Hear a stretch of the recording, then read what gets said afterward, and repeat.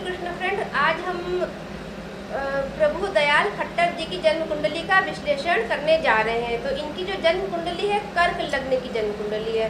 तो कर्क लग्न क्या होता है, ये अपने आप में ही एक बहुत बड़ा राजयोग होता है।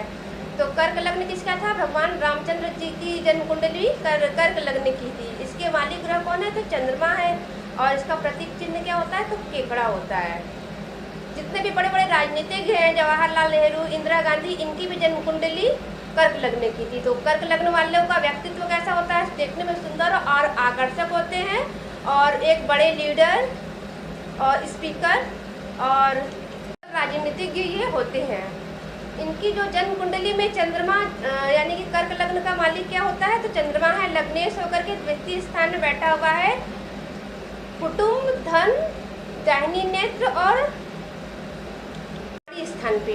तो लग्नेश जहाँ भी बैठता है वहाँ की वृद्धि करता है। तो चंद्रमा कहाँ बैठा हुआ है, धन स्थान, कुटुंब स्थान में बैठे हुए हैं और केतु के साथ युति बना रहे हैं। चंद्र केतु की युति इनके द्वितीय भाव में हो रही है। तो केतु क्या होता है, अध्यात्म का ग्रह है। तो चंद्रमा क्या है, मन का कारक है, मन का कारक है, और केतु अध्यात्म के कारक है। तो इनके जो मन को ये अध्यात्म की ओर ले जा रहे हैं। तीसरे स्थान पे मंगल, शुक्र और शनि, ये तीन ग्रह तीसरे स्थान पे युति बना रहे हैं। मंगल जो कर्क लग्न में होता है योग कारक ग्रह हो जाता है और ये मालिक होता है आठवें स्थान, पंचम स्थान का मालिक है और दसम स्थान का मालिक मंगल है। मंगल और बुध आपस में एक्सचेंज कर रहे हैं। सूर्य और बुध बैठे हुए पंचम स्थान में, सूर्य बुध यानी कि गवर्नमेंट जॉब का योग। और मंगल और बुध का जो एक्सचेंज है उच्च पद की प्राप्ति। जिसकी भी जन्म कुंडली में ग्रहों का जो स्थान परिवर्तन होता है तो ये उच्च पद की प्राप्ति जरूर दिलवाता है। राहु एकादश भाव में बैठे हुए हैं। गुरु बैठे हुए हैं नवम भाव में, अपने ही स्थान पे, जो कि धर्म का स्थान होता है।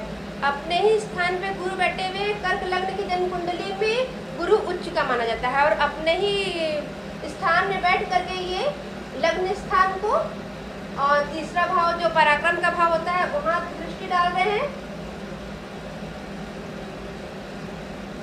गुरु की जो दृष्टि होती है पांचवी, सातवीं और नौवीं मानी जाती है। तो अपने नवम भाव में बैठ करके ये लग्न स्थान को देख रहे हैं। फिर 6, 7 यहाँ पराक्रम स्थान पर देख रहे हैं और ये दृष्टि कहाँ डाल रहे हैं, फिर पंचम स्थान पे दृष्टि डाल रहे हैं। पंचम स्थान लक्ष्मी का स्थान होता है, वहाँ पे ये दृष्टि डाल रहे हैं।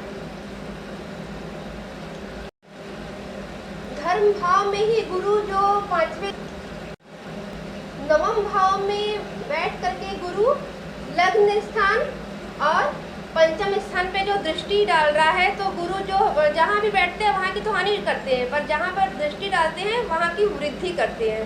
तो ये लग्न पे की वृद्धि करें यानी कि जाता कि आयु में और जो इनकी हेल्थ संबंधी समस्याएं हैं उसमें ये इस समय इनके ऊपर शनि की महादशा चल रही है। जो शनि कहाँ का मालिक है, सप्तम स्थान और अष्टम स्थान। तो हेल्थ संबंधित समस्याएं रहेंगी क्योंकि सप्तमेश यानी मार्केश की दशा चल रही है और अष्टम स्थान की दशा चल रही है।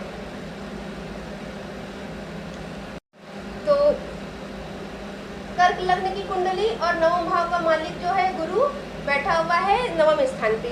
तो इनको रत्न क्या पहनना चाहिए, तो मोती धारण कर लेना चाहिए आजीवन, जो इनका जीवन रत्न है। और नवम भाव यानी कि पुखराज अगर धारण कर ले तो इनको हेल्थ संबंधी समस्या, स्वास्थ्य संबंधी समस्या है उसमें इनका बहुत काफ़ी हद तक सुधार हो सकता है।